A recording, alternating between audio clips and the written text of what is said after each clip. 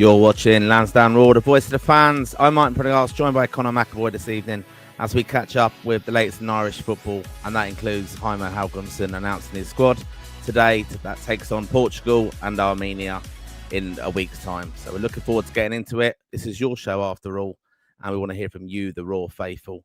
How are you getting on, Conor? Up in Abbottstown today at the press conferences for both the senior team and the under-21s, which we'll come on and cover later. But how was it? All right? All well? Yeah, all's good. Good to be back on, I get as per usual. Ourselves saving the day again.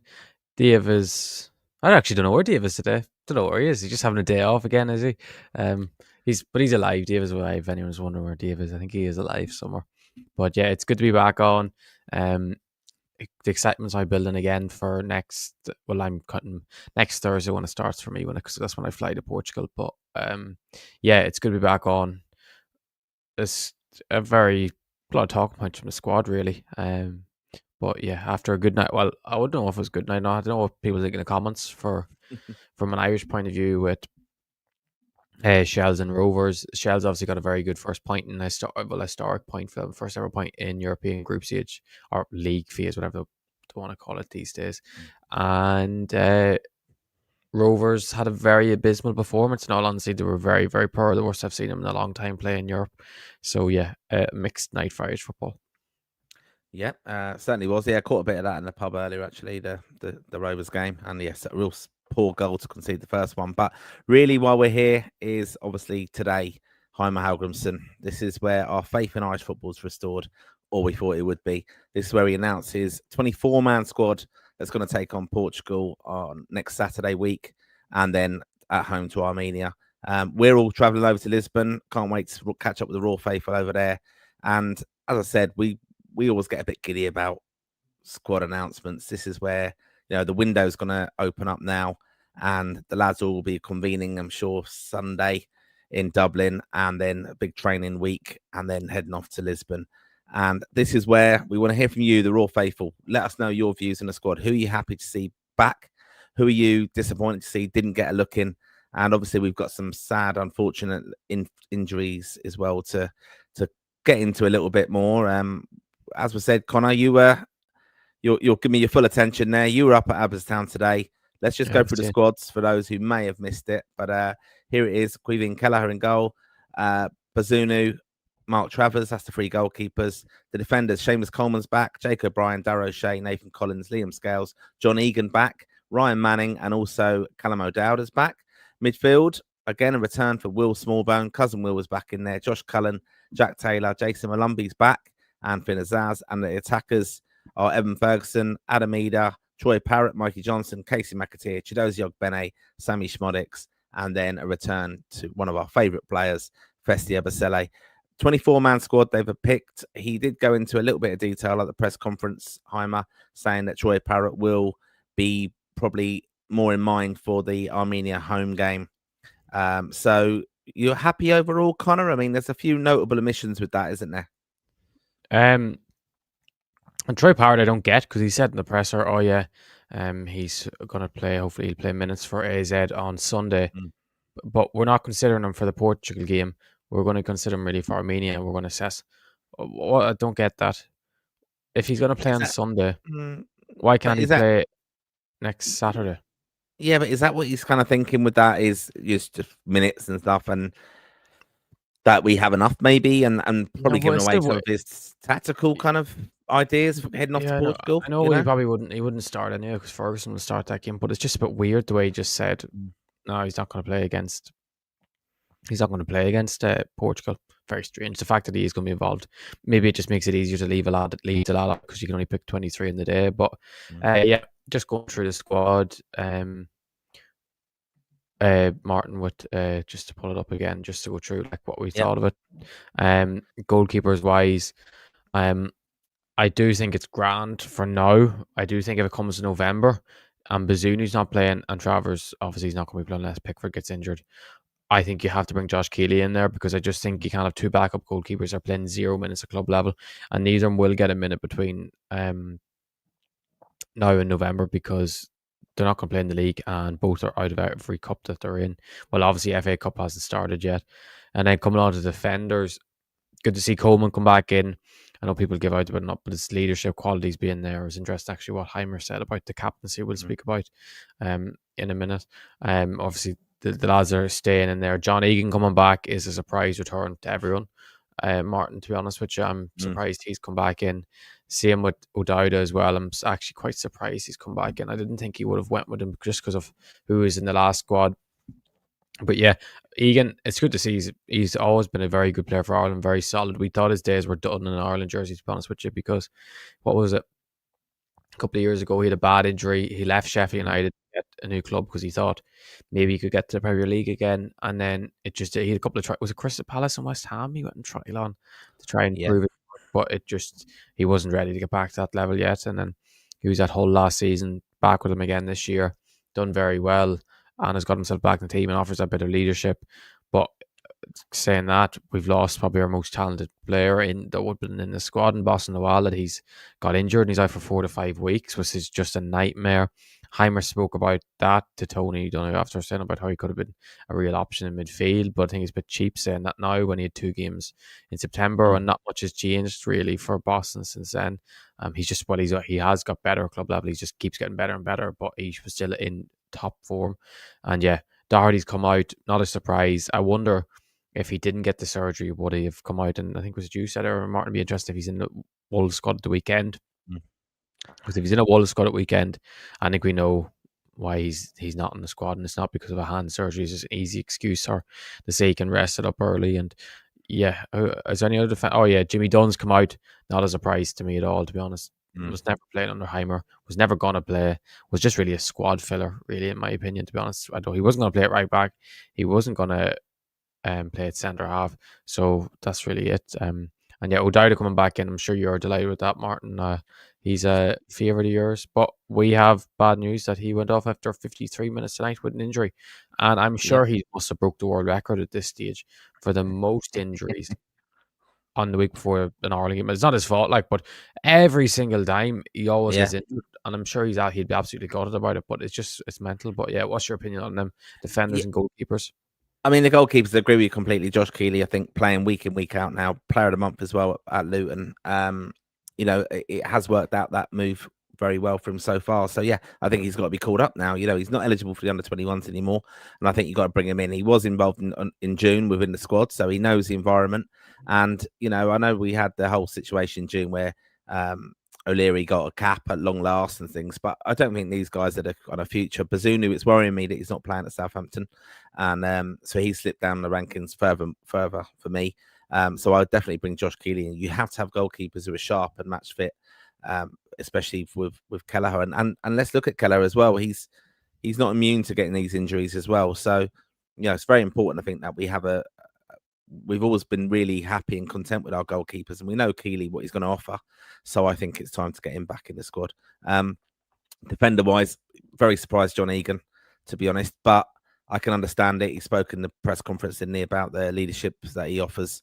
And yeah, if we were talking horse racing, we'd be saying fantastic, he's got form against Portugal, but we're not. We're talking football, and he hasn't played at a high level for a long time. So I think it's just coming in for the leadership into that squad, and perhaps even kind of helping kind of some of them other defenders along a little bit more now. I can see the thinking of it. I do get that, but him and Coleman coming back in is a positive from that, because ironically, as we said, Heimer's spoken about leaders and captains, but we saw very little of that in Yerevan.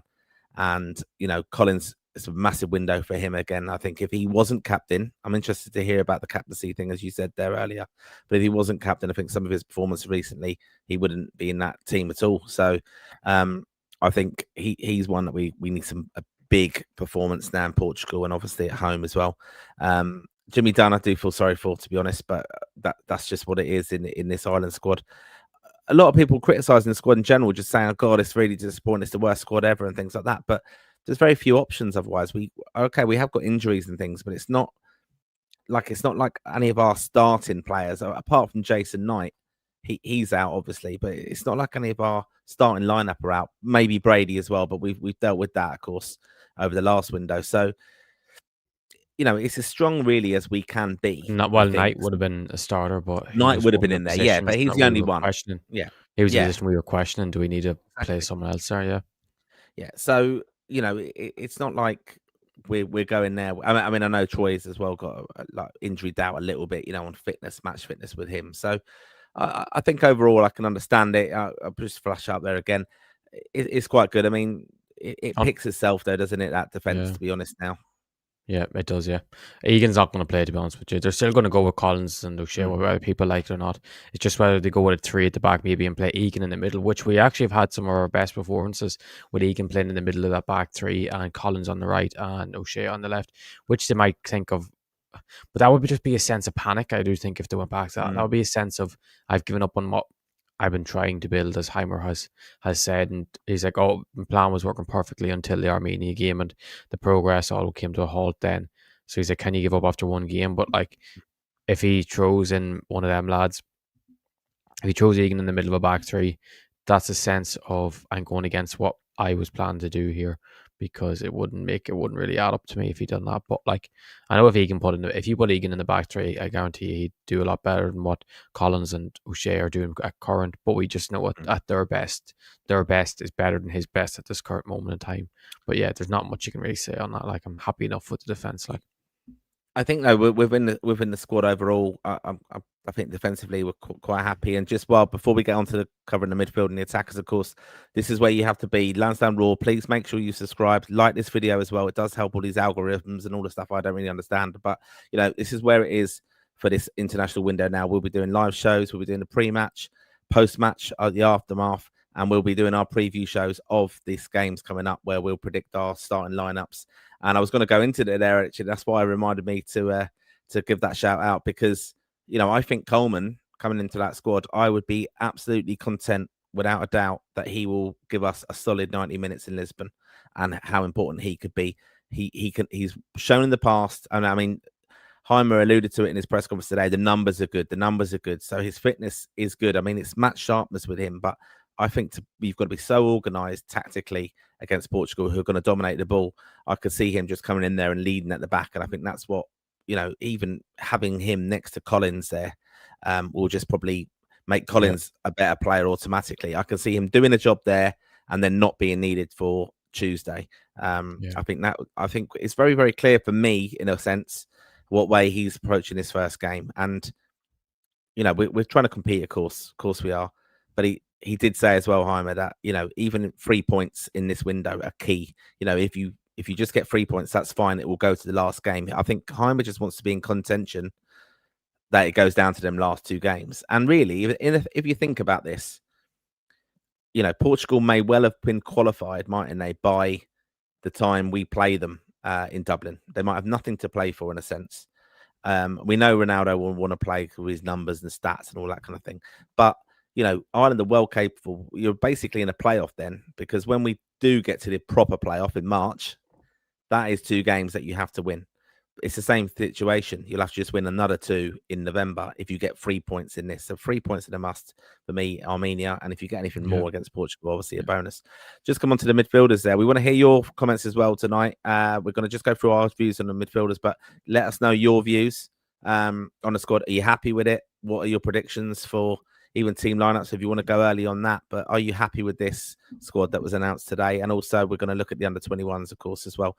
But just onto the midfielders then. He picked Will Smallbone, Josh Cullen, Jack Taylor, Jason Malumbi, and Finn Azaz. And I think you had a query and actually asked a question, didn't you, at the press conference, Conor? You rattled him a little bit, according to some of the Raw faithful. Asked about Jack Taylor and possibility instead of going for Conor Coventry. Yeah, it was. I don't know. I don't think I rattled him at all. I think he quite liked the question. Fantastic questions. Yeah, I think he said good question. So I don't think I rattled him. I don't know. Maybe I did. But yeah, just the fact that Jack Taylor hasn't kicked the ball for Ipswich since that Armenia game, and his last memory in an Ireland jersey wasn't good at all. So I'm quite surprised that he's been called up again. I know he does. He's very good off the bench. I think he's a very good sub option. He offers something different off the bench, but like, he's just not playing at club level. And Heimer likes to emphasize that these lads, there's nothing between lads in terms of their attributes. He thinks there's very little between lads. There's not a huge deal between each other, which I do agree with. But that's why I would go with the lads more in form. I know Coventry kind of plays deeper than Taylor does, but he doesn't really play as a six as such anymore. Coventry plays more as an eight these days. Taylor kind of with Ireland kind of plays as a 10 sometimes or goes back deeper. He was playing deeper for Ipswich at the start of the season before he got dropped, and like I just don't know what we're doing picking him in there. Maybe it's legs because he offers more legs maybe than Coventry, because I think we'll go with Cullen. I think we'll end up going with 3 midfield. I think in Portugal, I think he'll go with Cullen, Malumbi, and then one in front, and maybe Taylor will offer that extra with the legs that we're missing there already. But yeah, so it's a bit of a peculiar one why Taylor's kept his place, in all honesty, especially as number 10. Like, the fact that Andy Moran's not been picked for a squad again is just beyond me. Or it's the most talented player left out again, which is just shows negative tactics. But yeah, and I don't think there's too much to say in midfield. Like he said about Boston being an option in midfield after, who he thinks will be the future in that position. But I think it's too easy to say that now when you 2 games there. If he really rated Killian Phillips that highly and brought him on over Boston, why is Killian Phillips not in the squad again? I mean, he's actually been playing well at club level, so there's no reason why, as such, you're dropping him from club form when Taylor's not been doing well. So it's quite peculiar what he's gone. I think he's gone for. I think he's admitted his mistakes in some aspects and maybe picking lads when they weren't ready. Because even though Smollett's a midfielder as well, I know he plays on the wing for Ireland, but like, it is a bit strange. Like, I thought it was interesting today. We talk about Egan as well in the press conference that he said that he'd met up with him, didn't he? Was it when he was at Burnley and spoke about his possible role with Ireland and things, and then he hasn't really met him since or anything. But he's trusted Paddy McCarthy and John O'Shea's view of him. So it just shows you, like, and again, a couple of comments in WhatsApp groups I was in with friends today, and they were saying, "Well, don't the backroom staff get a say on this?" Like, I made the point of, who else are you expecting to come in there, but. I think they obviously do have an influence because you do hear an awful lot of him kind of name checking John O'Shea. Yeah, well, I spoke to John. John likes him. John said this. So, just kind of thinking of the bigger picture here. I know that speculation that Heimer was going to be extending contracts and things, but, John O'Shea does seem to have an awful lot of influence in this squad. So, and again, we'll be familiar with a lot of the squad, obviously working with the players over the years. So, John O'Shea could easily, if it doesn't work out, which we hope it does, John O'Shea could definitely be in pole position again for that job, I think, ultimately, just because he'd be the cheapest option, wouldn't he? And he's been in there now and familiar with it. If they wanted that kind of continuity, just to come on to the what about cousin Will? Come on, I was going to say that. Well, cousin Will, yeah, proud moment for the family, of course. Yeah, good to see him back. I mean, struggling though. Millwall generally, they lost 4-0 the other night, didn't they? I think something that Heimer said in the press conference, why I think he's picking some of these lads like Jack Taylor, Will Smallbone from, Will especially coming back in, Malumbi coming back in from previous squads, is they will, for the tactics haven't really changed. So he's worked with them, he trusts them. There is a muchness about them, the same kind of standard of player. So they know what they can do, and then you're not having to kind of bring someone completely new in there and go, right, can I trust you now? Because this preparation should have all been done. And again, we can go into this in more detail, of course, although we've done it to death now. But if he'd had those games, if he'd have been appointed earlier, that will be always Heimer's argument for me. He will always say, if I'd have come in earlier, I'd have had a lot more time to prepare these players. But I don't think that's what he's doing. He's trusting these lads who've been in squads that are familiar with all the patterns and all their tactical kind of stuff. So, but good to see Will back. It give him a good confidence lift, I think. And yeah, you never know with him. I mean, it's not so long ago in international football. It's a weird thing. 3 or 4, 5 games ago, we were kind of saying Will Smallbones are starting, midfielder in there. Definitely, like, he's absolutely playing very well and he's the future and things. And then it just goes cold again. So, an interesting one on that. Just on the attackers then, again, Evan Ferguson, Adam Eder, Troy Parrott, Mikey Johnson, Casey McAteer, Chidozie Ogbene, Sammy Schmodix, and Festia Basele. I saw a few people, a few witty characters coming back and saying straight away, isn't it brilliant that Sammy Schmodix, is he going to be fit for this one? I mean, we were very honest about our views on that. I've been probably calling him out a little bit to say, I'm mystified a little bit about the cult status that Sammy Schmodix has gone. He hasn't achieved much in the Irish shirt yet. Kept pulling out the squad with injuries and then plays for his club. It never goes down well with that. I think it's something that has tarred the O'Dowda reputation as well. Another similar kind of attributes that he does that often as well. But you happy overall with the attacking options? Yeah, that's all exactly who I thought was going to be in the attack. To be honest, I think it's exactly what I said last night in my tweet. Yeah, I'm glad Troy's back in. Good to see him back in. Although I'm a bit confused about what Heimer said about him. Great to see Fessy back in. He had to come back in. It's just he's that X factor. Maybe I would have been considered dropping maybe McAtee, because I still don't know what he offers that Ogbene and Fessy can't do and more. It was good to see Fessy or Ogbene, sorry, has been in good form leading up to this anyway. But yeah, I'm happy with the attackers. I wouldn't really have changed much in there. I don't really know who else you could have brought in, lads. Or I know there's a lot of people talking about lads in League of Ireland in midfield could have come in and stuff, but there's no one really different really to the attackers. As anyone's been lighting it up as such that you could come in and say, yeah, this lad's shown enough to get back into the squad, or could be a new cap. Maybe Rocco Vata's goal and assist probably came 5 days too late or 7 days too late. If he would have done it last week, his chances would have been improved massively. But everyone else, like Louis Barry, hasn't been playing since Chris Wilder has come in. Sinclair and Tom Cannon aren't doing well at the moment. So there's no one really as such to really go in and take that next jump. And obviously, overall, like, I'm quite disappointed not to see Andy Moore in. There seemed to be no mention of him by Heimer, so he must be forgetting about him playing in the MLS. But I think it's a joke. Um, like I just can't believe he's not picked for the squad, because I think it's a joke in all honesty. What was your thoughts on, like Festi? I mean, I know we cover on OBIG on our weekly live show as well. We give a catch up on the players, but Festi, he said Festi's playing regularly now. Is that really the case though? Yeah, he is. 'Cause Yeah, he's he starting didn't every game. start off early though, did he? He was Yeah, only yeah. getting a few minutes, wasn't he? We were a bit Yeah, he worried at wasn't. one So, stage. yeah, and then when he got his chance, in fairness, he took it, and he's playing Yeah. every minute of every game. Basically, came off at halftime the other day, but other than that, he's playing every minute of every game. So he's doing actually really well at the moment. But he's playing at right full back, so it's different to the wing. But I think Heimer sees him more as an attacking option. But kind of system we don't play with a flat right back. So I think maybe if we go to 3-5-2 and you play Ogbene in the front two, you could play Ogbene on the right hand side. So yeah, I'm happy to see Fessy back in. We all love Fessy. He's such a joy to watch, and he's a great character to have about as well. So I think it's good to have Fessy back in the squad. Like, and offers just much different, even if it's coming off the bench. He's just an excellent player. I mean, just to go on tactically, my views on this are, I think Portugal, they're going to dominate the ball, and your out ball is so important, and we've got to just be very, very solid defensively, and counter attacking basically is what I think we're going to be reliant on. So I can see there. I mean, then that forward line is we've got a lot of pace in there. Johnson, McAteer, Ogbene, Festi, as we said, a lot of speed.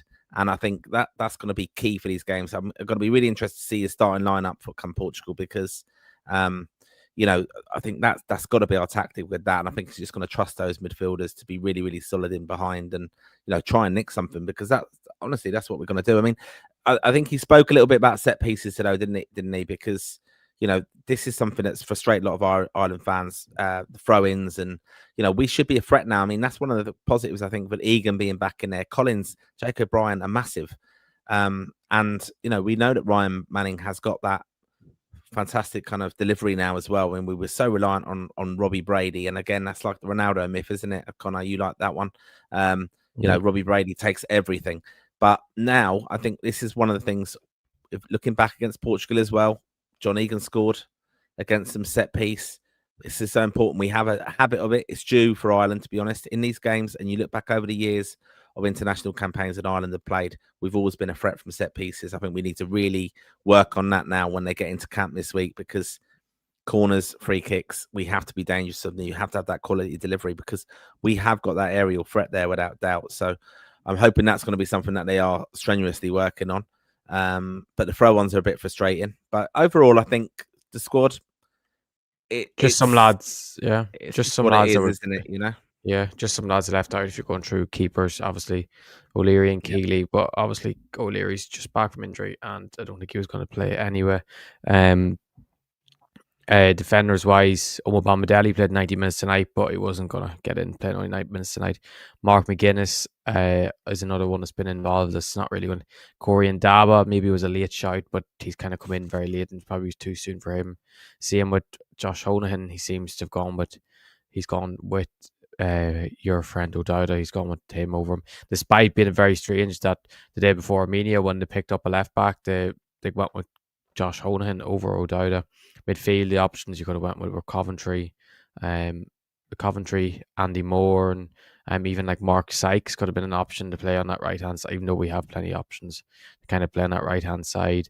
Killian Phillips left out. I think John Patrick Finn we can forget about. He's nowhere near at the moment. Jamie McGrath left out, who could have been really an option where Jack Taylor was, to be honest with you. I think he probably has offered more for Ireland. Alan Brown played well the other night, but it's not one too late. Joe Hodge as well. And yeah, so it's kind of like that. And on the forwards, you could have had Louis Barry in, could have Sinclair Armstrong, Tom Cannon, Kenny. Yeah, Johnny Kenny actually was in that, but he hasn't really played since. Obafemi is just too busy in Bockham. And Rocco Vata as well would have been an option. And actually, one that's kind of going under the radar, who's having a really good start this season, is Aidomo Maku. I actually checked earlier just to do a bit of research to see what Irish wingers are playing minutes wise, and he's played the most minutes of any Irish winger so far in the championship, which is interesting. And he was excellent for the 21s last campaign, and he's shown it again this year. He's doing really, really well at Millwall, and he's really growing into that team. So he could be maybe an option, maybe more for November. If he starts maybe contributing maybe goals and assists, I think it would be very hard to leave him out because he's playing a lot of minutes. He's doing very well. He's absolutely rapid. He has the technical ability. He's just probably getting to that next level that'll break him into the Ireland squad because he can play on both wings. And so he's another option that could maybe for next month that could become into the picture. But yeah, it's a squad that I don't think we can be too annoyed with, Martin, to be honest, because I just don't think he can be too annoyed because it was annoying when I seen the squad. I seen, oh my god, Boston's not in it, because I was presuming what I thought it was going to be was I thought Boston was going to be named it, and then if he wasn't fit to play at the weekend, he was going to be pulled out, and then he was just wasn't. I was thinking, oh, and then I went and checked the email quickly, and then I seen he was injured, and then I seen it said Doherty was injured, which was a bit surprised by. But even the other night, like, it was so weird. Boston got injured. It looked like a bit of cramp to his hamstring. He went down. He went off to get a bit of treatment, and then they told him to go back on, and then he made it worse, and then he went off, and now he's out for 4 or 5 weeks.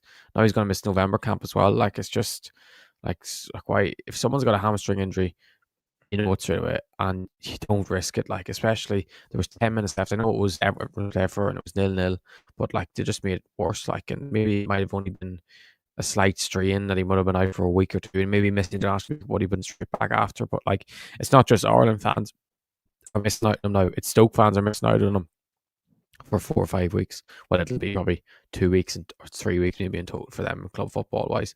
But yeah, it's quite disappointing to have someone like that miss out on the squad.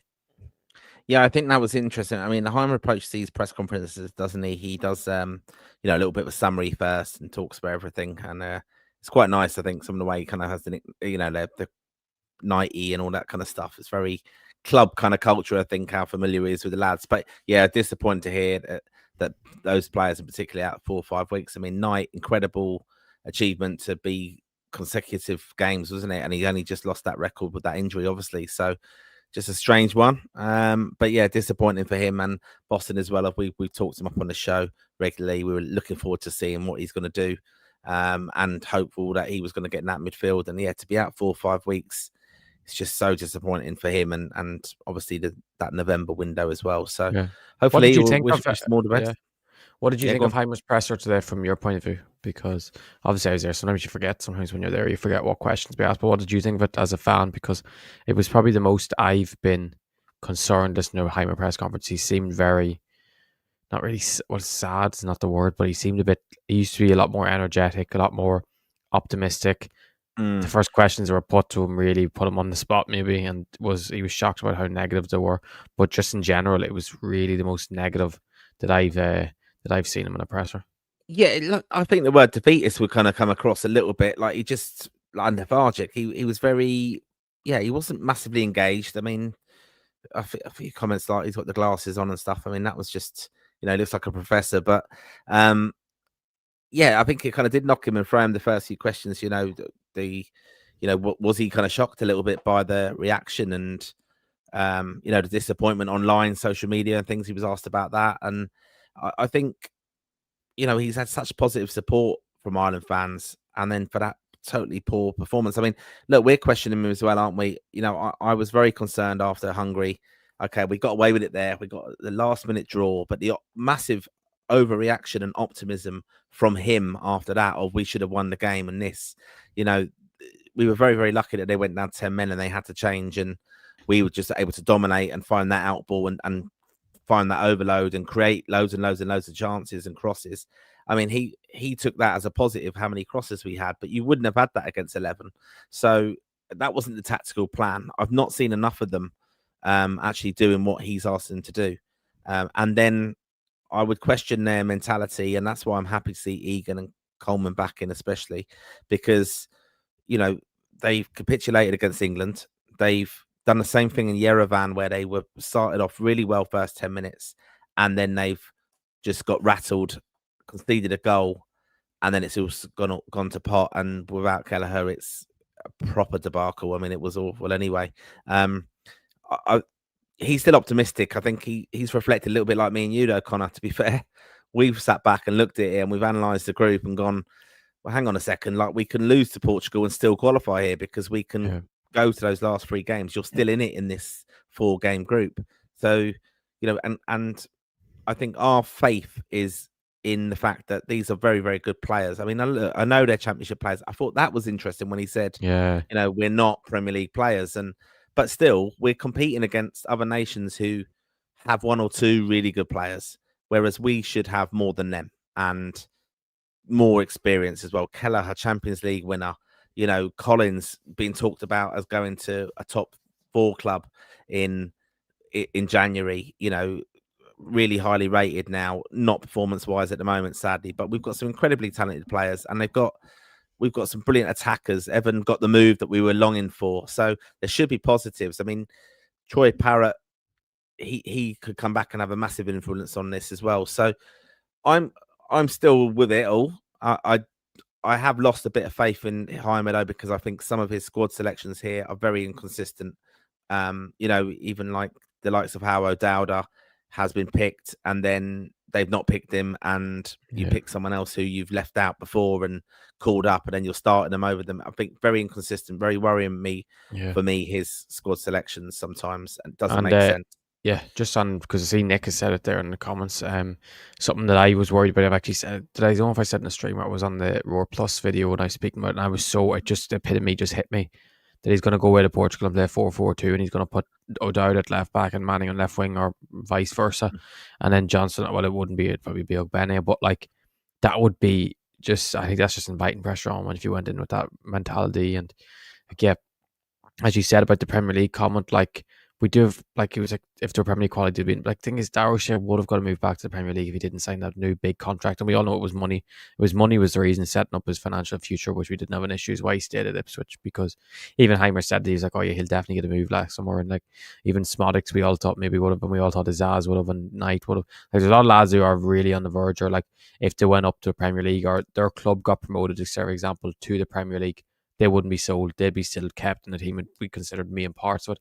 So I think Heimer was a bit over the top with that sort of question. And even the way he reflected on the Armenia game was quite weird. The fact that, I know he was trying to find positives, saying we had 2 chances in the first 10 minutes and saying we should have got a penalty, but like it was a bit of I think he just needed to put it in the bin and say this was how embarrassing it was. And maybe he doesn't realize how embarrassing that result is from an Irish point of view, losing to Armenia, and our expectations are to beat these teams with relative ease. And like, it was really, really poor, and I just don't understand why he was trying to find, because like, as me and you all trying to find the positives out of everything, but we just thought with Armenia, just move away from it. And the best way of finding the positive from it is moving on and looking to the future and thinking we can still qualify from this group. If you start thinking of the past and start thinking of, oh yeah, we had 2 shots on target in the first 10 minutes against fucking Armenia, like that should be happening anyway. Like, I think he just took it, like he's trying too hard to find the positives, and then he's been too blunt at times when he didn't need to be blunt as such. Yeah, I mean, there's a lot of questions I think he could have been answered today, and hopefully will be in the future ones as well. You know, just about, you know, even Collins's reaction after Armenia, you know, just like, he was like dumbstruck. He didn't know what to say. Oh, I need to watch it back and stuff. You've got to hold your hands up sometimes. And, you know, I think Seamus Coleman's reaction in that circumstance would have been totally different. I mean, I've also spoke about the physicality. You know, I question mentality of this team and squad. that's why I'm so happy to see Coleman back. I think you won't see a 20-year-old striker getting smashed on the floor and no one going to his aid again. That's so important to me to see that. Yeah. You've got to And protect these Malumbi young as lads. well. Malumbi be straight in there, and so will Seamus Coleman. I think of back to those Portugal games, and that's why I think it's so important Coleman's back in there. He won't tolerate the nonsense of Ronaldo and stuff. I mean, I know that we had David Ford actually at the club meeting with us recently, and we've done a fantastic show with them. It is in the archives, of course, but he spoke about how Seamus Coleman started round with him that time, and then, you know, don't poke the bear, basically. And then Ronaldo got 2 in the last few minutes. But, you know, I think it's so important that, you know, Seamus is back in there. I think to even protect some of these young players and help them through. I think that's where we are a little bit naive and a bit innocent. And I think that's where, you know, I know that I will end up reflecting on this World Cup qualification campaign. And in hindsight, I'll be thinking, and Heimer will as well, he'll have a lot of regrets if Ireland don't get through to this playoff, because he wasted a lot of opportunities with June. That still sickens me, that call up, those few games there. Absolute waste of time that he didn't trust players and bring them in and experiment there. And that also have his leaders. We're not, it was like we were entitled and we were performing so well that we could have people go on holiday. That wasn't the case at all. You had to prepare properly. So it's going to be very, very interesting. Looking forward to going to Lisbon now. So I want to hear from you, the Raw faithful watching this evening. Are you heading over to Lisbon? 2,500 Irish fans are going, still keeping the faith. We're going to be there, of course. So Keep talking about it. I need to plug in. I forgot to plug in my charger for my laptop. Keep talking. Yeah, we're going to obviously be there, and we want to catch up with you as well, the Raw faithful around Lisbon. We'll be there on a Friday, catching up as well on a Saturday pre-match, and obviously finding a place where we can watch Armenia take on Hungary, because that for me is a massive game for that, because they will have played earlier than us on the day. We'll be heading off to the stadium around that time, but it's essential for me that Armenia don't get a positive result there, because that means that they're in pole position to obviously seal that second place or even push Portugal. But, you know, let us know what your predictions are. What do you think? How do you think we're going to get on against Portugal in Lisbon? And, you know, would you take a loss in Portugal now, as long as we got the win against Armenia at home? Would you take that now? But, you know, we've got to see how we're going to get on, and want to hear from you, the Raw faithful. Do give us your comments. Let us know your views on this squad, and even what Conor and me have been talking about. Right, before we go into the comments, Conor, under 21, a little bit of an update on them. They've got a game in Turner's Cross on actually the Friday night that we're in Lisbon. So we'll have to catch somewhere to watch that, won't we? You can tuck that Fire Stick away in the pocket, bring that on the flight, and away we go, Conor. We'll find a hospitable place where we can get it on a big screen in a square, and under 21s are in action. Looking forward to this. I mean, they are playing England on the 14th of November as well, and massive game coming up, but this is an essential win as well, isn't it? And this is the under 21s. Yeah.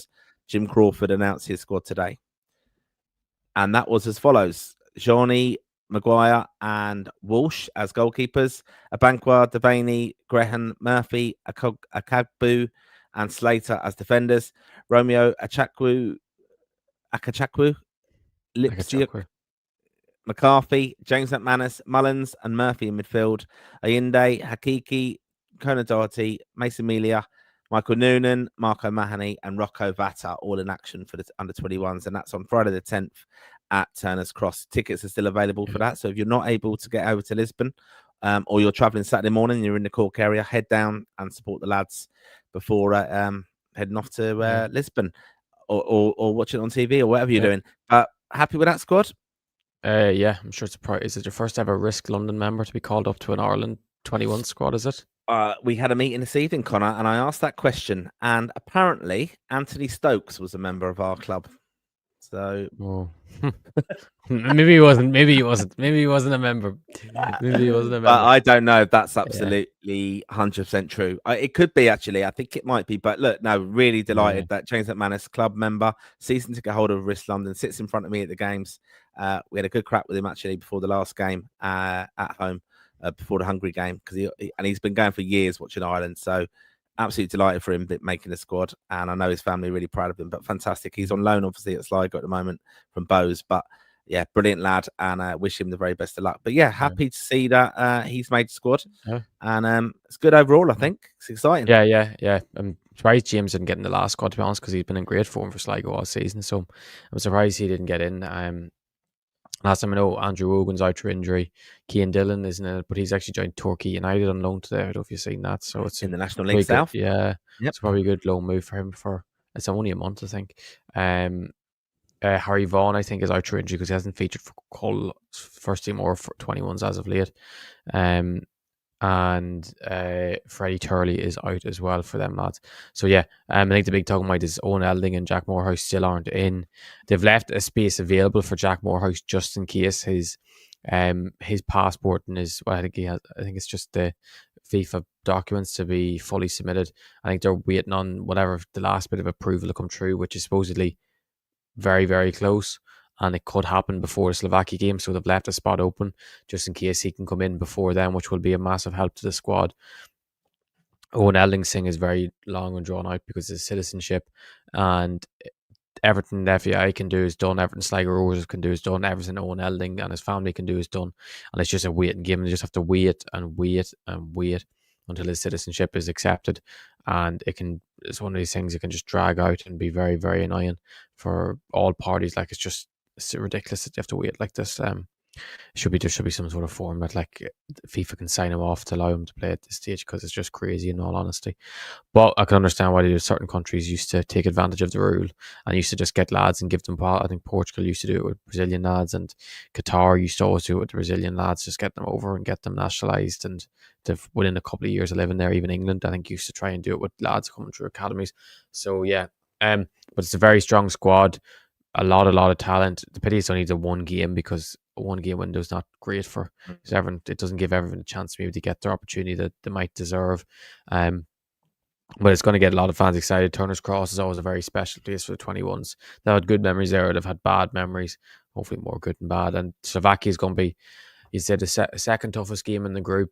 They're going to have a lot of talent, a lot of good players.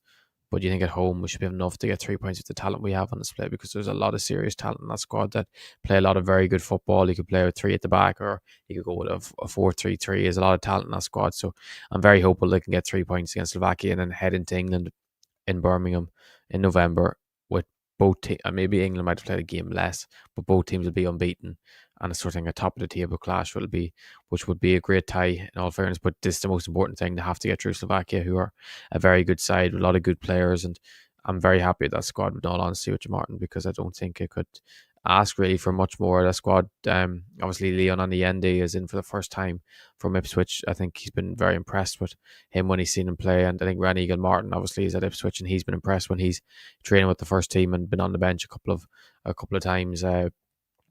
Who else in the first time? Conor Walsh is in for injured Andrew Wogan. Sligo keeper, obviously James McManus is in as well, and then that just leaves us free space for Jack Morehouse to come in if that is done on time, which makes you think that they are very hopeful that it will be done before Friday. But like, if it's not done, if it's done on Thursday, I couldn't imagine he'd fly over on Thursday night to play a match on a Friday, because it's not Sunday league. Like, he'd have to be training with the team all week and stuff. So I'm sure they're very hopeful that it'll be done probably by early next week, and if not, then it'll be on to November. But yeah, he'll be a massive addition in that like number 10 role, or anywhere in midfield he can just pick up the ball and drive past people. But yeah, a squad to be very excited about, with a massive game upcoming. Even though the seniors are quite depressing at times, the 21s always provide good thing, and we'll find somewhere to watch it in Portugal. Oh yeah, without doubt. The Irish bar will have it'll have RTE, won't it? It'll be on RTE. It's on RTE, isn't it? So the Irish bar will have RTE, so we'll be fine. Yep. Yeah, looking forward to obviously watching that a bit, and I'm looking forward as well to after the Ireland Portugal game, and we come back to Dublin for the Tuesday. Looking forward to Rocco Batta replacing Sammy Schmodix in the senior squad when Sammy Schmodix pulled it out. Do you reckon that might happen? Sammy Schmodix pulling out? Yeah, that's all. It's a joke. You didn't even listen. No, but like, actually, good question for you and for the questions. If Colin O'Dowd is out injured, who do you want to come in from? Yeah. If you think straight left backs, it's probably Josh Honahan or Corey and Daba, possibly, who is assigned for Lecce. But he spoke today like he wasn't a big fan of League of Ireland lads. Like, he didn't rate it as a high enough league to take lads in, which is quite disheartening, maybe from a League of Ireland perspective. Even though it didn't, like, it's sort of thing you kind of have to speak more glowingly of it to give the league a bit of push, because if they hear the senior manager saying that, it'll make players think that it's not a great place to be if you want to break into the senior squad. But yeah, I don't know who would you go for, Martin, if without doubt? I think you'd have to go with Josh Honan. I think he will go with that because he's been in around the squads and he knows what it's a backup ultimately. But let's see if our what was it, disrespected fullback from Wolves, if it's all genuine. I'm skeptical on that one. I want to see the hand in cast. 4 to 5. How many weeks is he going to be out for? I don't know, but he actually, in fairness, he has been wearing wrist tape for a long time. Right. Yeah. But I'm thinking maybe international break is the perfect time to get the surgery as such. But he did come off at half time the other day, but I think he was just hooked. I don't think he was injury related. Players play with hand injuries all the time, don't they? Yeah. Like Cantona did it for years as well, and if he was such a key member, he would have been involved in these squads. Like, I think, to be honest with you, I think he would have got without doubt. And I think it's just an excuse. Unless the hand was broke, or the hand was damaged, and he fell on it, and he just completely broke it, or strained more ligaments or things. Then you can understand. I give him the benefit of doubt until Wolves. I'm guessing they're Saturday at 3 p.m. The usuals are Saturdays at 3 p.m. And if he's playing then, or he's on the bench, then we know why he's not in the squad. But yeah, even from my perspective, I know what I'd do. I wouldn't pick Honan or Corey and Dava.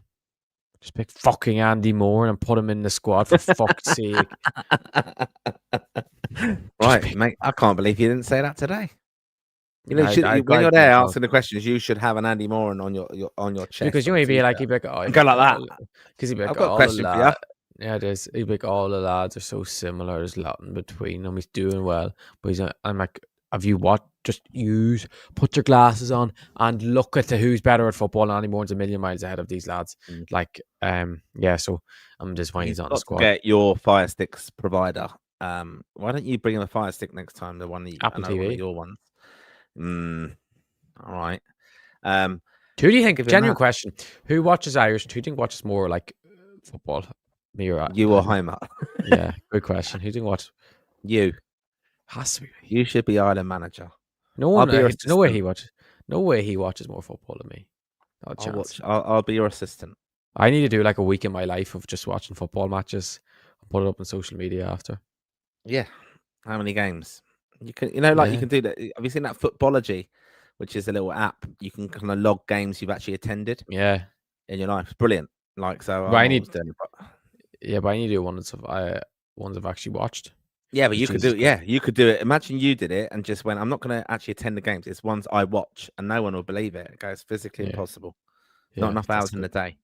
Good right, we're going to come on to a bit of the show that I like doing, and this makes me laugh, and it's your comments. So this is where you get the chance to shine.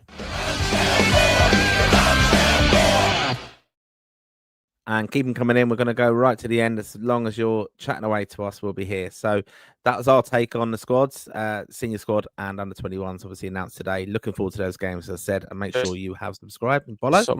Just Martin, before we start, on the video at the moment, we currently have 12 likes. We can at least get that to 30. So get us to 30 likes, lads. Also, the under 21 press conference that I attended earlier, and it is now up on the channel. The embargo is 11 o'clock today. I asked him about why Sam Curtis hasn't been involved, about the squad, about more. He spoke more in depth about Elding and Morehouse, so it's well worth listening to. That's up on the channel now. So it's up on. I know I'll put something on social media for many people after who are watching, but after this, go watch that. It's a good press conference always with Jim Crawford.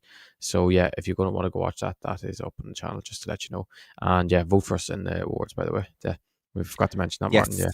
Yeah, definitely vote for us in the Best International Podcast in the Football Content Awards. Make sure you go on the link and select it. You can do it all day, every day. If you're going to have a DOS afternoon from work, just sit there, have a cup of tea when you're at work, if you're at a desk job, and just keep going in, refresh, and keep voting. See how many votes you can get within 10 minutes. Yeah. There you go. And by the way, if you're on Facebook, if you're watching on Twitter, which you know a lot of people are, go over to YouTube, give us a follow. We're on 3,373 subscribers. Get us 3,080 subscribers by the end of the video as well. That's not hard to do. Yeah. We've used to always do that in our lives. We stopped doing that. We did. But we're under the radar. We're like we love doing what we do, but we need your support. There you go. That's what we're trying to say. And yeah, we've got some really exciting content coming, of course, because we're going to be at the home games. We're going to be traveling over to Lisbon as well, covering the under-21s as well from afar. But we Oh my are God, just something, more. Yeah. My mother has sent me my post of Callum O'Dowda's injury and said, "Is that a typo?" Me saying more good news on the injury front. ... See what I called you out for? Does people not understand sarcasm? There you go. Well, let's see. But look, yeah, as I said, we've got it all covered here for the international window. Make sure you follow us, catch up with us as well in Dublin on match day before that Armenia game. We'll be there, and looking forward to catching up with the Raw Faithful, of course. So let's get on to your comments. Here we go. Gav Murray straight away sharing the sentiments from many of us. Love the avatar thing as well with Deirdre Barlow. God, I didn't think I'd say the words Deirdre Barlow on a Irish football podcast. Do you even know who that is? No, it's Deirdre Barlow, obviously. I know Gary Barlow. Okay, that's okay. Yeah, that's Deirdre Barlow, Coronation Street. No Boston Lowell, says Gav. Paul O'Mahony, it's a shocking squad, really. Championship players and a few journeymen. Why do we keep acting surprised? Yeah, get the point, but I mean, this is the thing. I had a few people respond to me like that today with the squad announcement, and I'm saying, well, who else are we missing? I mean, we do have players. We've got some young players coming through, as we spoke about the under-21s there. So, and Kimon agrees with that. For what we got at the moment, this is a decent squad. I think, it's one of the best we can be, actually. Zed Lepelin, I think we are fucked, and I was an optimist for years. But, Martin, do you remember the last squad? Like, it's completely, like, bipolar, this squad. When last squad was out, I've never seen so much optimism. Everyone was like, this is such a strong squad. This is the strongest squad we've had in so long. Look, the lads we've left out. We didn't pick Festy. We didn't pick Malumbi. We've so much talent. Look at this. It's the best it's been. And competition. And now all of a sudden, because, in fairness, because we all thought Collins was going to be a top player, and we still think he is going to be one. But now we're thinking, oh, he's in the squad. We should have just dropped him completely, sort of thing. So people are quite fickle in football, and things will change. I'm not saying you are Ed Zeppelin, but I just think we would beat Portugal, or even if we draw or have a good performance in Portugal and lose, and then beat Armenia at home, we'll all of a sudden change our minds up. Yeah, I think so as well. And here's Nick, one of our Raw Plus supporters. If you're thinking, what's he on about? What's Raw Plus? Raw Plus is available $4.99 a month. You get extra content on that, including State of Play. I'll take on everything football, and we also have the Raw retro episodes as well on there, and general shite talking, a bit more content, and we have competitions and all that kind of sort of stuff as well. And we've got some exciting competitions coming up actually for this window, which got a lovely raffle for a fantastic prize that we're going to be doing very soon and announcing the next few days. So make sure you do. Actually, thanks everyone who entered the giveaway for FC 26, and congratulations to Will who won it. I have to start his FIFA. He won FIFA, so congratulations to Will. Nice one. Have you played the new game yet, Connor? Yeah, I have actually. It's the first one I bought in a couple of years. Quite enjoyable, actually. For the first time I've enjoyed a FIFA in a few years. It's weird calling it FC 26, like just grow up, it's FIFA. But yeah, it's actually quite enjoyable so far. Yeah, I think the real rep tracker Kian asked me for my bank card today for something, and I went, what's that for? And then just saw the money coming out of my account as he's brought it. You just hand him the money, does he? Just what a joke. What a joke. Yeah. I wouldn't happen back in my day.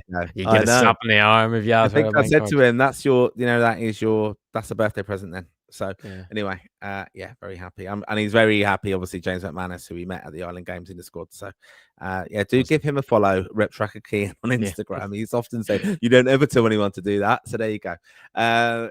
Killian O'Dwyer says, how has Jack Taylor got in over the likes of Matt Healy or Dawson Devoy, who are playing very well every week? It's just reality.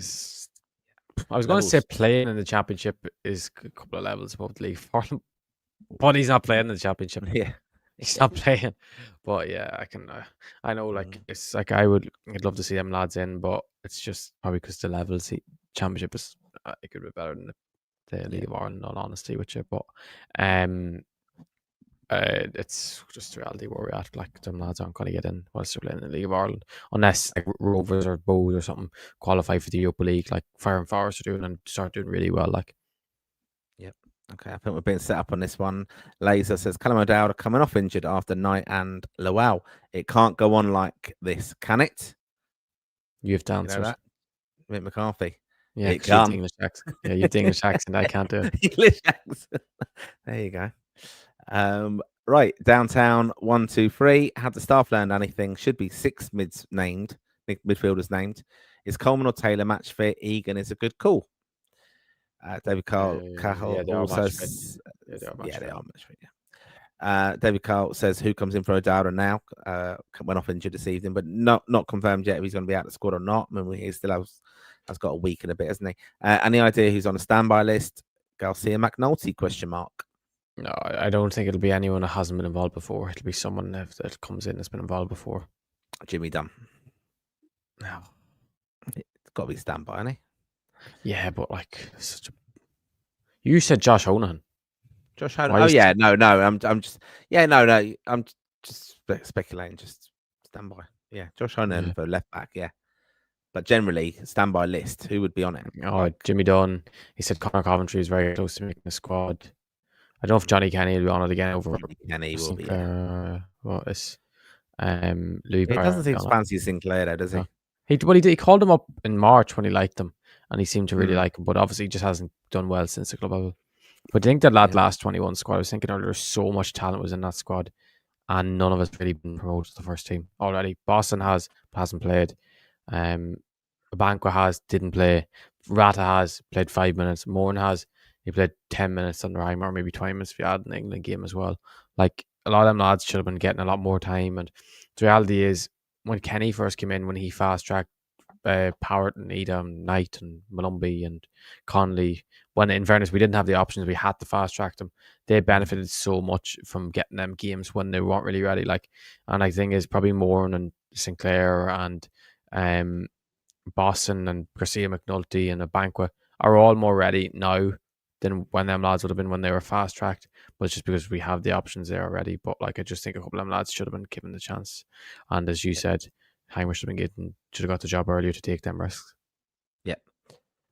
David Cowell, who comes? Oh, we've done that one. Conor McAteer, try tap up Jacob Murphy. I think one of his parents is Irish descent. He's not eligible. He is uneligible, would you say? Yeah, he's not eligible. Yeah. Adam Curtis with O'Dowda injured, not by the looks of it, surely. Josh Honan comes in. Well, lads, great as always, says Aaron Gubbins. To listen to you, where is Dave? That's the biggest mystery.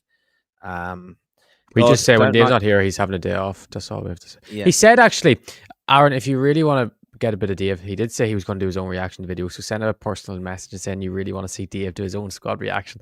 And he'll be, because he won't be watching 58 minutes in, I don't think, of us. So I think you should give him a wee personal message and say you want to get a Dave reaction. And he'll be all happy about himself, thinking he's the greatest man to ever exist. And then I can laugh at him, told him I told you to do that. Yeah, do it. God, don't like to say it, but Ferguson was very poor along with his whole team. I find it hard to see him score goals with them. It's very hard a team to watch. A few Roma fans having to be going on some rant about Ferguson and Dovbyk.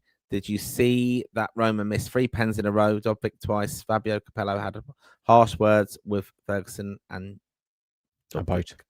I was watching that game actually. Roma were fucking shite. They were awful. They play such horrible football. They play nothing down the middle. They don't go through Ferguson. The only balls he gets are up in the air and through. Like, he was poor. In fairness, he was poor. They should have got a lot more involved. But Jesus, they were just such a poor in terms of just playing the basics. Like, they have a lot of like individual talent and like the number 10 positions that like will make something happen out of nowhere. But as I kind of just a long range effort or they might go past him. But like Simicast for the little goal, Jesus Christ, awful. Wesley at the wing back, he's just a headless chicken. Like the 10s, the midfield doesn't create it. Like, it was just, he was feeding off scraps and couldn't be. He should have been, like, in fairness, if I was Ferguson, I would have been dropping a bit deeper really just to get on the ball. But he probably was given out to, I'd say, by Gasperini or told you need to stay higher up because he was coming probably too deep at times in previous games. So he's probably trying to find that perfect balance. But yeah, Roma have been really poor and Ferguson was poor. But like, yeah, Dovbyk came on from after a set. He still got 77 minutes, which is, for a striker, it's good minutes. And Dovbyk came on. They got a penalty, in the 85th minute or something. And Dovbyk took it twice, missed twice. But I think the keeper came off his line. I turned it off after Ferguson went off. And then El Shaarawy Mancini, or one of the other ones, Pellegrini, one of them 3, or Sule maybe took it. And he missed the third time when the keeper didn't come off the line. So they missed 3 penalties in a row, which is quite crazy. But yeah, Roma are playing really I know they're top of Serie A, aren't they? But they're playing really, really bad stuff. Like, they've been really tough to watch. Yeah. Okay. And Aaron Greg O'Loughley says, yeah, agree with you, Aaron.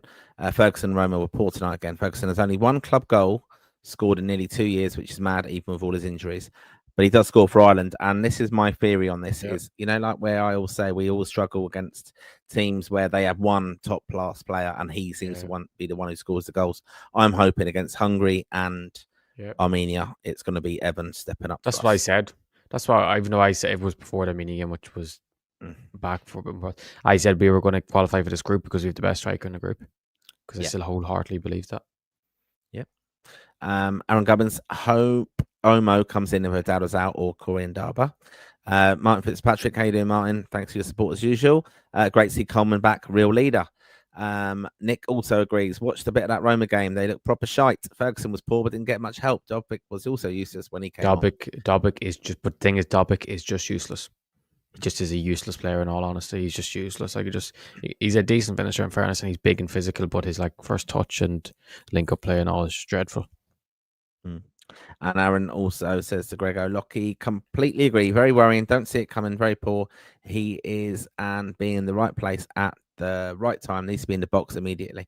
Something actually interesting. I always took this when Rooney had the year after Ronaldo and he scored loads and loads of goals. And it was basically United said to him, play in front of the goal, play in front of the penalty area, around that kind of D, attacking that area, and get in the box more and you'll score more goals. It's so simple. I know, but he scored so many goals for it. It's crazy. Yeah. But if the thing is, a player's not enjoying that role, it will eventually peter out. Like, I know it's because the thing is, football, the most important thing is enjoying it, and then you'll get your confidence from there. Yeah. Killian O'Dwyer, Dewsbury Hall, Rodauda. You'd like to see that one, yeah? Yeah, there's no. When is the England squad announced? Tomorrow, it's all day, also there's no Friday. Like, thing is, I would make, if he is announced in tomorrow's England squad, I can guarantee for a fact he was about to switch to Ireland, or not switch to Ireland because he doesn't need to switch because he's never played for England. But he was definitely in very close to playing for Ireland if he is in that England squad tomorrow, because they've Eze, they've Bellingham, they have I know Palmer's injured. Eze, Bellingham, Palmer, Foden as number 10s. Never going to play even deeper. Like, they're never going to get in. Like, it would be just all Ireland. But it shows the power of the Irish that it takes the Irish to get them to call up a lad. In fairness, he is an excellent player. Like, if he could play for England, like, he wouldn't look out of place. But he's just not. He's not at their level. Like, which is mad to think that level. A lot of his ability. If he played 10 years ago, he would have easily made England squads. But they have so much talent there now that he just can't. I was actually listening to Charlie Austin on Under the Cush podcast, and like his debut season, I think he was saying like he scored 22 goals, and he was called up for a squad against England. He scored 18 that season, but he said he couldn't get a look in. Like, he couldn't even, like he said, and it was only Ireland, and I was raging when I heard it. But it was 0-0, and they put on the 0-0 game. Must have been around 2013 or a bit later, probably.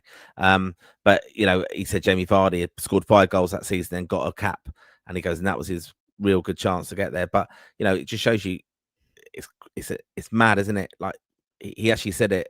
Liam Delap got a move to Chelsea world champions, scoring 12 goals in the Prem, and this guy was scoring 18, 20, scoring loads of goals. I mean, you can just go for big money now.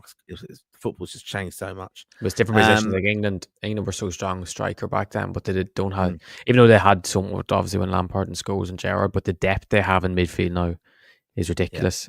Even at fullbacks, like, there's so many fullbacks on the wings as well. There's so many wingers. It's just certain positions. Don't the countries go through different periods? Like England now, they have one, probably the best ever striker in terms of I know he's not better than Rooney, but Kane's better probably international wise than Rooney. And then the centre backs are quite low on depth as well. But other than that, they've so much talent everywhere.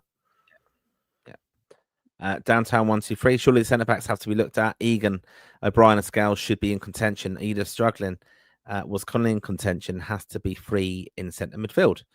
Nick Can, basically same team with similar results appears to be the outcome. Killian O'Dwyer also says team for Portugal: Randolph, Coleman, Duffy, Keogh, Stevens. Jeez, we're going back in time. Nick Can says Owen Eldon and Jack Morehouse are still not sorted out eligibility for the under-21s. Plus also Dewsbury Hall wants to play. Dewsbury Hall Does Dewsbury Hall want to play for this current Irish team? Probably not. No. And then Conor McAteer, Alex Murphy as well, getting senior squad.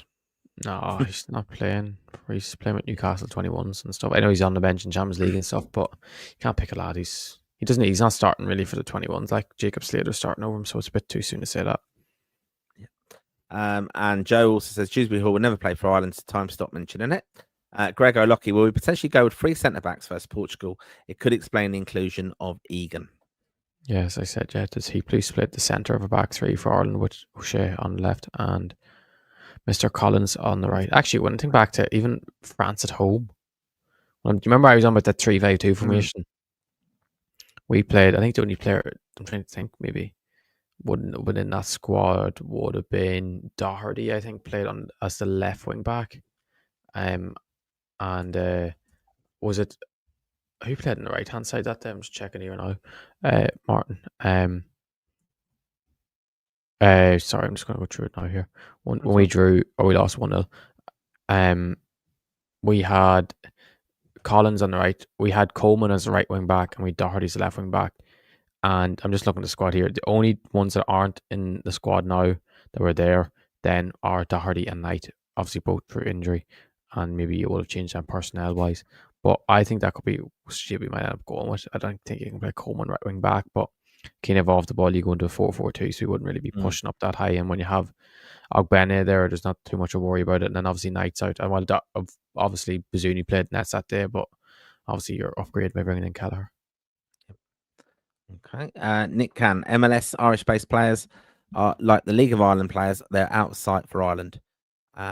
Joe says no point in changing the goalkeeper union at this stage. Travis is in the Premier League environment every day. Bazuni is a great character with the correct mentality. But you can't. Yeah. But thing is, Josh Keely's a great character with a great mentality, and he's playing every week, and he's working his way to get up to the championship, which Bazunu has. In full fairness, now if he doesn't get back in now, that's 2 seasons where he's struggled. Even though they got promoted, he did get injured and he wasn't doing great. So, I don't think you can say. I know what you mean, like, but I just think that a lot. If you're not playing, you shouldn't be rewarded for sitting on the bench. Yep. Okay. Where are we now? Tim Culhane, John Egan would want to start ahead of them on overrated crap defensive partnership. Nick Can, Portugal is prediction from Nick Can. Portugal 5, Ireland 0. Half time with the performance of Armenia is replicated. If we lose 5-0, would you tell him we're just leaving the spot? Well, if you lose 5-0, yeah. Yeah. Yeah. I think I would just be like, I would be like, well, continue paying your wages, but you can just leave, and we'll just let Paddy and John take it for the rest of the thing, and just because it seems like they have such a big say anyway. And it seems like, I don't want to say, but it seems like sometimes when Heimer talks, there's a bit of not tension, but there's a bit of like the philosophies between Paddy and John is different to Heimer, and that's a problem sometimes when you bring in lads. It's not their own backroom team. I feel like at times the way they might want to approach it, or more personnel wise, they have other ideas compared to how Heimer would want to go with it. Well, I think just on the nationality basis though as well, like if you're trying to give an impassioned kind of pre-match kind of geeing the lads up, that's Coleman giving that as a captain now. John O'Shea can give that from an Irish perspective, what it means to, he's been there, done it, gone to Germany, gone to world champions and played against them, and put in amazing performances and stuff. He knows what it's about, so you would listen to him. But Heimer can't do that. He can't relate to the Irish mentality and stuff. So I think, there's going to naturally be that. You've got to imagine John O'Shea's got to be controlling the lads, going, come on, get up for this or whatever. Not that they really need it, but you do need to kind of get that aggressive mindset that you're going into battle in a sense. So, I don't know if Heimer does really offer that. I think my view with him is that he's probably doing the kind of tactical adjustments and stuff and going, this is what we need to do, move the ball quicker or whatever it is. But, he did say, these lads are very talented, didn't he? And he said they're better players than squads he's had in the past that have qualified for tournaments. But again, I just think Yeah, like back to your question, It's good. 5-0. I mean, you don't lose 5-0. But like John, we got ripped apart in Avera, didn't we, with John O'Shea in charge then? But did John O'Shea really have the opportunity to kind of put his mark on what we were going to do tactically on that squad at that time? Probably not. Very new to it. You might have got a bounce, got a good result. I mean, it was pre, tournaments and stuff. So, it's going to be really important. I think Lisbon as well. I think someone said the other day, isn't it? Is this the first home game they're going to have Yeah, had since Jota. since Jota's sad passing? And there'll be a lot of emotion with that. But Ireland have to kind of be part of that and respectful, of course, which they will undoubtedly do, and so will the Ireland fans, without a doubt. But then you've got, we've got to get down to business. Then you've got to silence that crowd, not give them any opportunity, and frustrate them, and go into battle again. So it's going to be a really interesting, I think, how we set up with that, to be honest. So, we'll see. Joe, how many chances will Szmodics get for Ireland? We've been waiting for him to contribute for almost 2 years, for God's sake. Could have done with a fresh face like Moran or Vata. Yeah, I do. Joe, you should be subscribed to Warble. I'm not saying that, but we spoke, myself and Martin, wholeheartedly agree with you. Dave doesn't, but we wholeheartedly agree with that sentiment. Although it really doesn't matter to Joe. The manager wouldn't experiment against Luxembourg. Forget throwing new players in against Portugal. That's the problem, though. Yeah. That's the problem with not having an Irish manager as such, even though they can say they care for the future and what Irish manager as such will look at because they're thinking of, I want to be in this job for the rest of my career, and who can I fast track into senior team, or who can I take the risk on to bring in, because I think he could offer something in the future, like what Bellamy is doing with Wales, or Michael O'Neill's doing with the North. Like, I think it's different when it's a lad that Heimer's just all about win now, and he was on a 2-year contract, or was it like 18-month contract, so he had to go and do it. Without a doubt, that is important. If you think about it, John O'Shea, and we think of John O'Shea, an incredible career as a player, and you also then think, and it's a little bit like Steve Staunton, you think Steve Staunton, player, manager, awful, oh my God, awful, and damaged the legacy as a player. That's why it's so important. Like John O'Shea, coaching now, has been an interim manager, of course, as well, but it's damaging if he is associated with failure. Keith Andrews as well, not long-term damaging, but it can be, it could be. And you've got to just think he does understand this, this kind of situation, what we're playing in and fighting for, rather than Hamer. Like you, for all we love Trapattoni and stuff, I think back of Trapattoni, I think, he got us to a tournament and we were very unlucky under him. Obviously, Paris, the handball and things, but he wouldn't ever be my favorite Irish manager. It's like Mick would be and Jack would be, because they're Irish. That would be important to me. So I think that's what you're never going to get. That Irish, is he? Well, he wasn't he? Honorary Irishman, wasn't he? Yeah. No, for what he was. But there you go. It just shows you the power of him. It just crossed divides, isn't it? Jack did. I mean, I would consider that. Yeah. Well, good news. Oh, there you go, Jason. Good lad. Welcome to Roar Plus, Jason. Thank you very much for joining. Yeah, fantastic. Appreciate the support. Yep. And if you want to do the same, get involved, lads. Don't be shy. Everyone's welcome there. Aaron Gubbins says Alan Brown, and say in relation to something. Any tickets for Portugal game? What's the account to follow to get updates if any become available? Aaron. Just probably Twitter. Yeah, go on Twitter and put a post up, tag us in, and we'll have a look at it. Yeah, we'll tag us and we'll retweet it, and people will see it. Because I know there was, you mustn't have applied, I'm guessing, because I know someone texted me today actually saying that he got tickets in the returns as such because of lads not turning up to the game, and it was his first time applying for the way, so I'm guessing lads not paying as well. The invoice had to be paid, and if they weren't, then basically they would take it back. Redistributed. Yeah. So, and there are spares around, to be honest. Yeah, I'm sure. If you put a tweet at Aaron and tag us, we'll retweet it for you. Yeah. Tony Bresson, lads, I'll never give up, but I'm lost with this management. Players, our strength was always work rate, heart, and giving absolutely everything, and that's gone. Well, it's certainly gone in Yerevan in the second half. Joe, his breakdown of the Armenia game today was embarrassing. This is talk about Heimer's press conference. He called it a game of fine margins when they quite literally pummeled us and exploited his tactics for 90 minutes. 0 goal chances created. it also says he referenced Ferguson's early attempt, which was gifted by the opposition as a reason as to why we could have won. No mention of Armenia's 8 shots on target, only mentioned the questionable penalty. He would have gained, this is a good rant, this.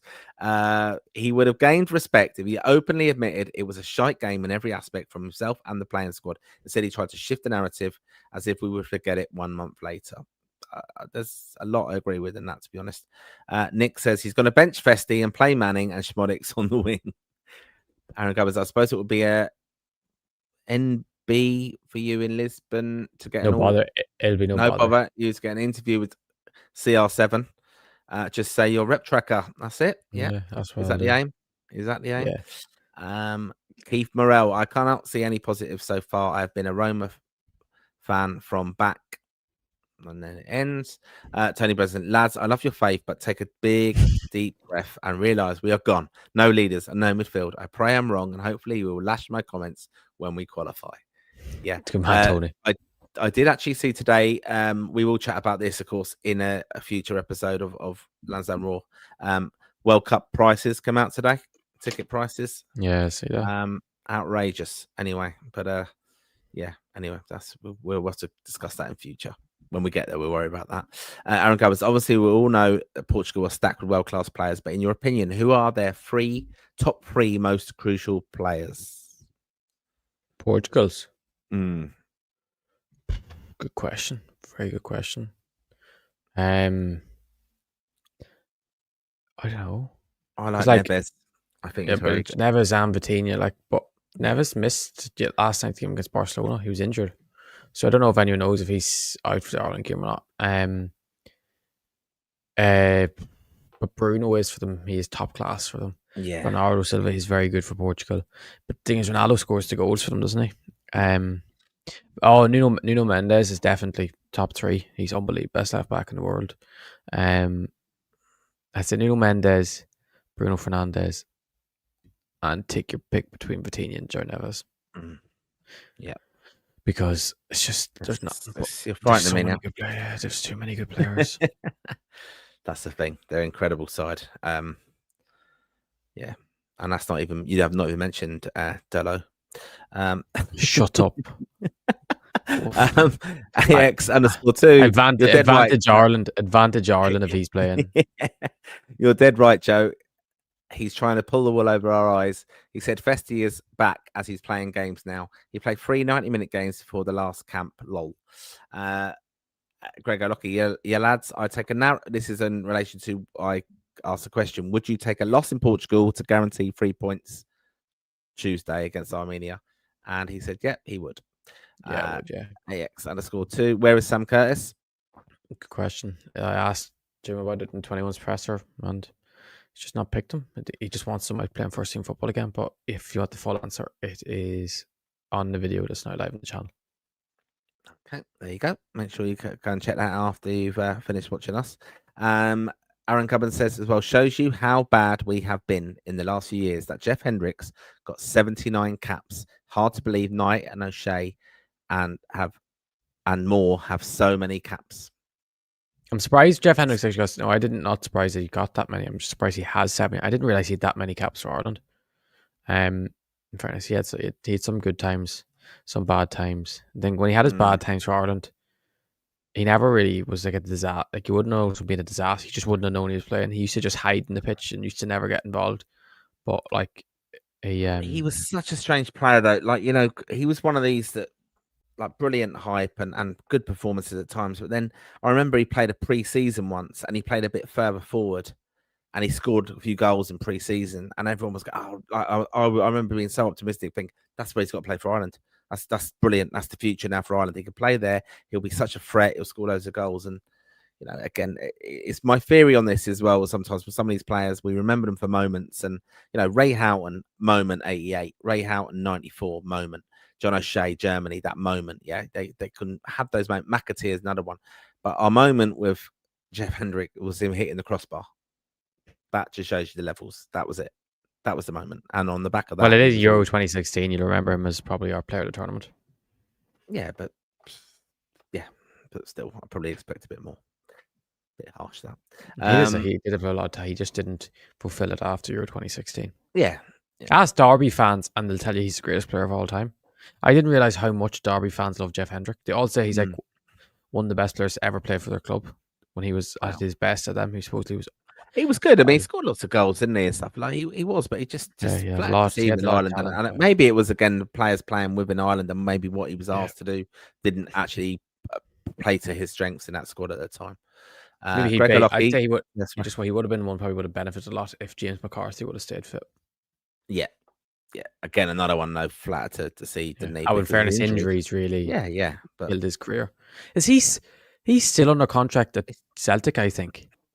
It's mad. I think he's still under contract at Celtic. But like, what a waste of talent. But I do feel bad for the poor fella. Like, yeah, of course, yeah. Because again, hopefully, coming back, we were so optimistic. We were picking him in squads at times, going, yeah, well, he's back now, and we should definitely pick him because what he brings, and that was it. Gregor Lockie. Yeah, that was Gregor Lockie. Where in Lisbon is everyone heading to the game before Friday before the game? I'm sure that will be communicated very soon, but we'll find out. And we're going to be doing a fanzine. Dave and James have been working on that, which is going to be fantastic. We'll get that out to everyone as well. So check that out because that will give you some idea of bars and places to go, of course, and some of the tourist attractions as well. Donny Nagel, actually, like the inclusion of Egan and Coleman. Looking at the squad, Collins will now be used as a 6, especially against Portugal. Is O'Dowd definitely out? So I spoke to someone tonight, Conor, and I thought of you when I heard them say to me, don't you think he's going to play Collins in midfield again like he did against England?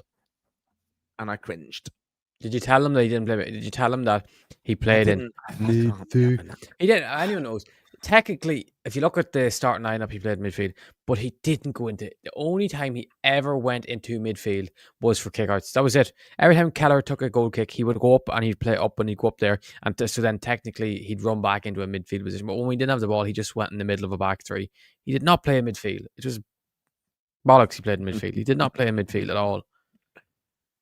Yeah. Someone tell me one significant thing from when he was in midfield, or one even like moment on the ball where he took the ball off the centre backs like a number 6. Do you remember him taking the ball on the half turn like number 6, or even facing up O'Shea, and O'Shea gave it and he gave it back to him? It just didn't happen. He didn't play as a number 6.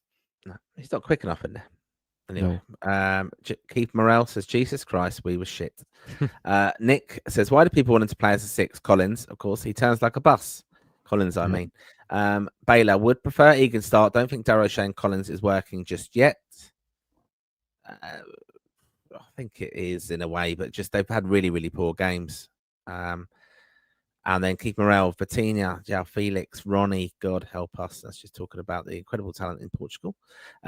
Mike Fitz, Lowell and Cullen the pivot and Moran in the 10. How long will we have to wait to see that? Well, sadly, Lowell is out, so that's not going to happen. And Moran is in another continent. He's in La La Land. But that should have been the midfield against fucking Armenia. If we had Armenia, if we had Andy Moore playing behind Evan Ferguson in Armenia, we would have been so much better. Yeah. And just on that then, because we talked about the number 10 roles again in the past, and we had a really good chat on thanks to Aaron's. I said that quite angrily, didn't I? Aaron's suggestion on our Raw Plus content. We had a good chat about I could call it like Raw Plus After Dark. It was unfiltered basically, so well worth $4.99 a month for that, I think, for that one, and it was quite funny as well. But very honest discussion on that. But we talk about Finn Azaz again. He's done all right with Ireland, but that number 10 role where you need that creativity on the ball. We've struggled with players over the years. We've had Wes in there back in the day, not use those types of players.